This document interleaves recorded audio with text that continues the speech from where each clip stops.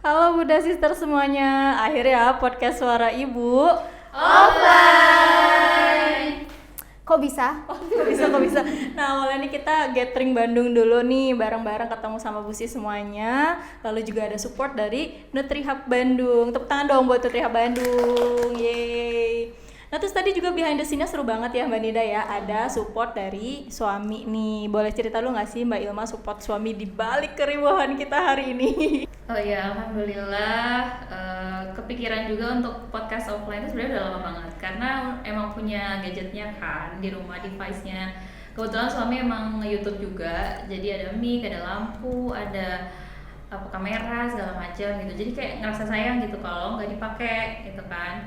Dan LB ini kita punya talenta-talenta yang luar biasa kan, jadi sayang banget kalau kita nggak rekam langsung gitu Bu Sis. Jadi ya alhamdulillah suami dan atas izin Allah ya sangat supportive sama podcast Suara Ibu. Ya inilah menurut aku kelebihan dari ibu-ibu LBI karena kami semua disupport sama Support system. Suami tentu aja yang ngasih izin dan juga jagain anak segala macam ya. Juga pada akhirnya kita bisa Berkarya, berkontribusi gitu dengan leluasa gitu, alhamdulillah. Ini juga ada device dari suaminya Mbak Nida nih. Mbak Nida ini juga editor Suara Ibu dan sangat disupport oleh suaminya ya Mbak ya. Alhamdulillah. gimana tuh Mbak? Alhamdulillah, jadi untuk hari ini ya gitu ya. Tiba-tiba langsung aja ya. Ya mau podcast offline-nya di notif gitu. Oke, aman, siap. Anak-anak gimana? Aman kok. Oke, aman. Tapi sebenarnya ya Masya Allah ya dengan bawa anak-anak itu gitu, karena tantangannya ya pasti gak cuma 1, 2, 3 aja, karena harus ngadepin anak yang mungkin rewel, tiba-tiba pengen pipis atau tiba-tiba minta snack juga kayak gitu. Jadi ya dengan dinamika podcast offline seperti itu kita alhamdulillah menikmati semuanya. Saya motherhood journey-nya ya. Justru itu kelebihan. Kalau dari Mbak Firly nih gimana nih? Kalau aku alhamdulillah suami lagi available buat jagain ketiga anakku di rumah. Wow, Masya Allah. Lalu Mbak Pita nih boleh juga nih cerita support dari keluarga. Support dari keluarga apa ya? Anakku karena kebetulan sekolahnya full day jadi aman gitu, dan yang kecil udah bisa diajak kerja sama gitu. Aku kayak briefing dulu. Iya, aku briefing dulu tuh dari semalam kalau aku tuh mau rekaman gitu sama teman-teman yang lain. Terus jadi udah dibawain lah itu segala macam snacknya, mainannya, dan kebetulan kenal juga sama anak Mbak Ilma gitu, udah pernah ketemu main bareng.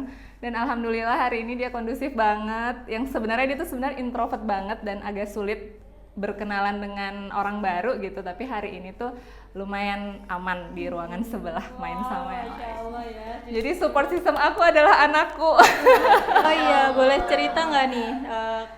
Suami ada di mana? Di Jakarta sekarang. Oke, tim LDM ya. Yes, Gimana LDM. perasaannya? Tapi tetap izin juga kan, Mbak? Izin sih. Jadi dia tahu sih aku tuh nggak bisa diem ya. Jadi kayak segala macam kegiatan itu pasti kita komunikasiin setiap hari gitu. Emang nggak putus komunikasi walaupun nggak bisa video call gitu kan. Ya, at least cuma nanyain lagi ngapain, sedang apa gitu, mau kemana, itu pasti itu kayak wajib banget sehari berapa kali gitu. Nah, jadi aku belajar banget nih Mbak Nida, Mbak Ilma, Mbak Firly, dan Mbak Pita gitu ya. Kalau dari di balik karya-karya ibu itu sebetulnya banyak sekali keriuhan di belakangnya. Dan juga memang kita perlu mengelola ekspektasi kita gitu ya. Kayak selalu aja ada iklan-iklan dulu dan lain-lain. Tapi ya disitulah justru keseruannya. Oke, Mbak Pita, tadi kan aku ini ya baru tahu loh sebetulnya Mbak Pita tuh ternyata suaminya ada di Jakarta. Iya, benar-benar. Iya. Nah, terus aku penasaran, itu kan berarti kan LDM ya. Itu awalnya gimana sih Mbak bisa LDM? Apakah memang komitmen dari awal atau memang insidental gitu atau kayak gimana? Sebenarnya LDM itu tidak ada di dalam kamus keluarga kami ya, karena apa ya? Kami tuh percaya bahwa keluarga itu idealnya gitu ya, tinggal bersama gitu, ayah, ibu, anak itu bareng terus gitu. Dan cita-cita kami tuh emang nggak ada LDM gitu, walaupun memang suami aku tuh tugasnya akan selalu berpindah-pindah gitu setiap berapa tahun. Cuman ternyata qadarullah ya harus pindah gitu kemarin.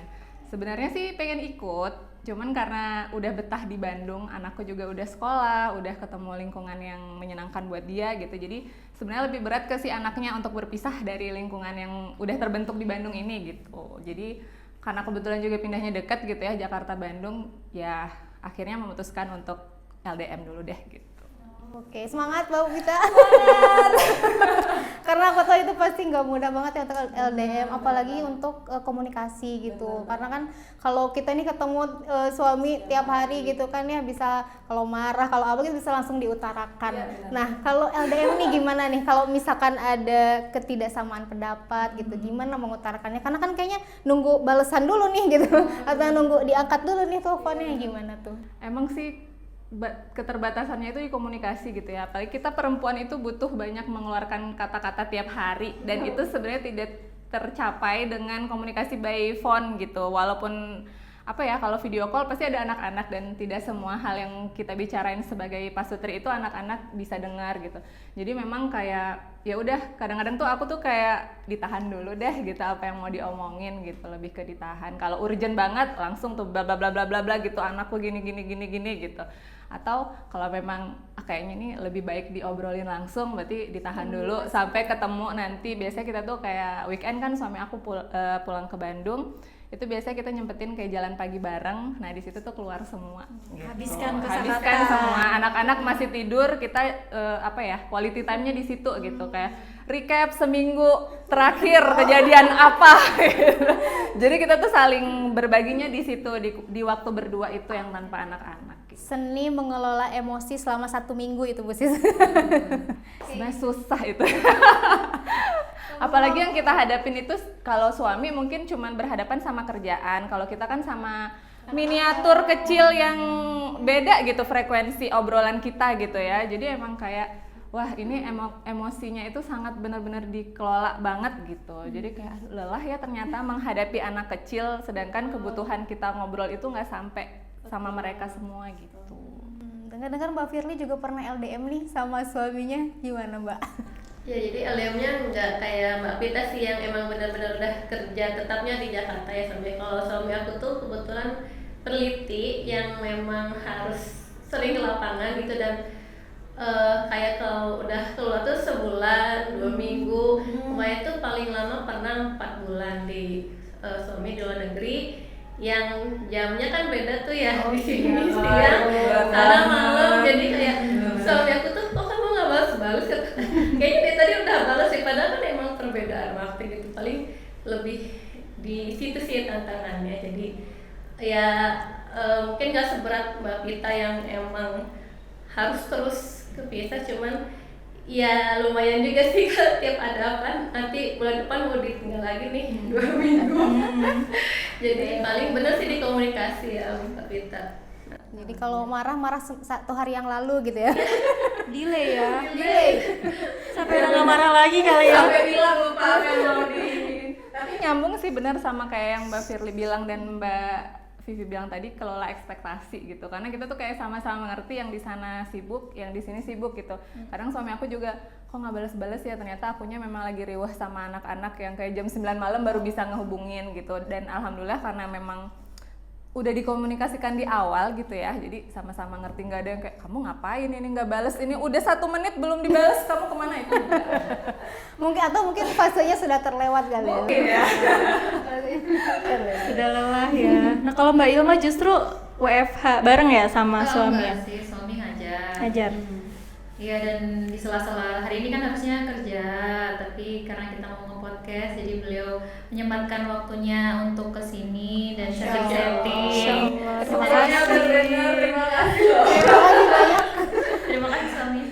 Menghadapi kerempongan di diri. Betul. Iya itu Masya Allah banget sih, kita ketika ketemu pasangan yang tepat itu ya Mbak Nida ya.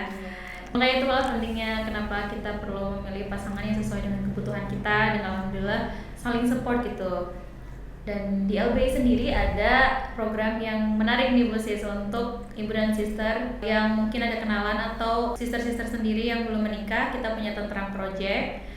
Mbak Nida mungkin bisa menjelaskan lebih lanjut. Nah, ibu dan sister mungkin pernah dengar tentang marriage is scary gitu, fenomena yang akhir-akhir ini mungkin bisa terjadi gitu ya di lapangan gitu. Apa-apa yang terlihat di media sosial mungkin terlihat sangat menyeramkan, ada isu perselingkuhan mungkin, atau mungkin tadi drama mertua, ataupun mungkin komitmen-komitmen seperti LDM yang pernah dirasakan Mbak Firly dan juga saat ini Accidental terjadi di betul. tengah gitu ya.